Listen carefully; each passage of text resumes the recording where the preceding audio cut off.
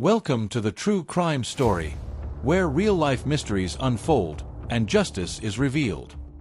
The city never truly slept, but at midnight it breathed differently. Streetlights flickered like tired eyes, and the roads echoed with distant sirens and forgotten footsteps. For Emily Carter, that night began like any other, ordinary, predictable, safe. Or at least, it felt that way.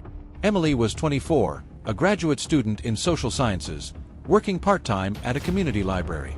She believed deeply in fairness, equality, and the idea that society could be better if people listened to one another.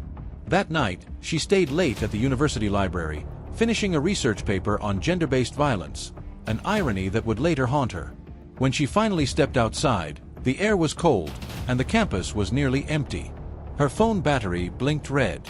The bus stop was only 3 blocks away. She wrapped her coat tighter around herself and started walking. She never noticed the footsteps behind her at first. The attack happened quickly, violently, and without warning. A shadow emerged from between 2 parked cars. A hand clamped over her mouth. The world collapsed into panic, confusion, and terror. Emily fought, scratched, screamed, kicked, but fear froze her strength. The darkness swallowed her voice. When it was over, the attacker disappeared into the night, leaving Emily broken on the cold pavement. She lay there for a long time, staring at the sky, unable to move, unable to cry. The city continued around her, cars passing, lights glowing, indifferent to her pain. That night did not just steal her safety. It shattered her sense of self. The hospital lights were too bright. Every sound felt sharp. Emily sat on the examination bed, wrapped in a thin blanket, staring at the wall as a nurse spoke gently, explaining procedures she barely understood. "Would you like to report the assault?" the nurse asked softly. Emily didn't answer. Shame crawled through her mind like poison. Questions echoed endlessly. Why was I alone? Why didn't I run faster? Why didn't I scream louder? Her mother arrived an hour later, eyes red, hands trembling. She hugged Emily tightly but carefully, as if afraid she might break. "I'm here," her mother whispered. "Whatever you decide, I'm here." Reporting the crime felt terrifying. Emily feared judgment, disbelief, and exposure. She had studied these cases academically, but living one was different. Theory did not prepare her for this pain. After hours of silence, she finally spoke. "I want justice," she said, her voice barely audible. And with those words, the case began. Detective Marcus Hale had worked violent crime for 17 years. He had seen humanity at its worst, but cases involving sexual assault always hit harder. Not because they were rare, but because they were deeply personal. He entered the interview room slowly, careful not to intimidate. Emily sat across the table, hands clasped tightly. "You're safe here," Marcus said.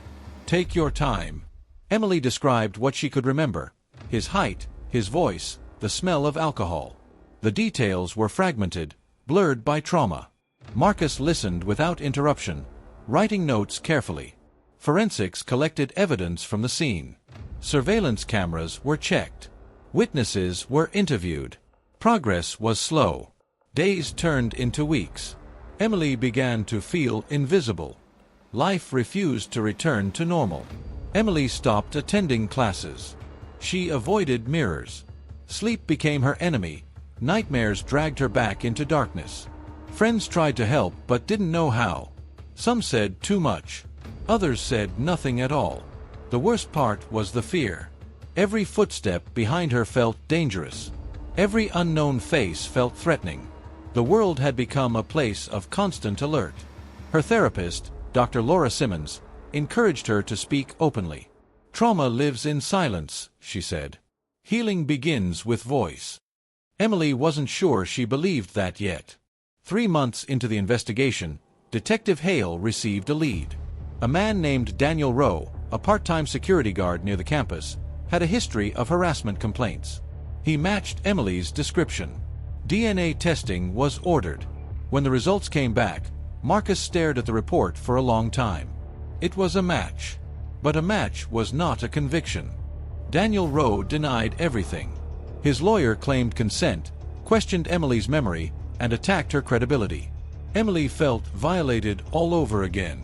During depositions, she was asked humiliating questions about her clothes, her past, her personal life. "Why does this matter?" she asked Marcus afterward, tears streaming. "It shouldn't," he replied. "But we'll fight." The legal system was not designed to be gentle.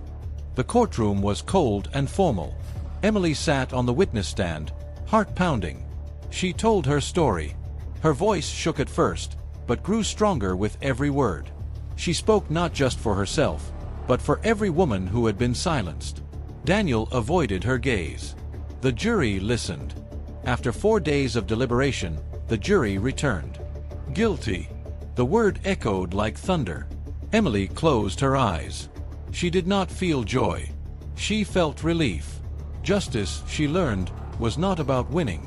It was about being believed. Daniel Rowe was sentenced to 25 years. The headlines faded. The world moved on.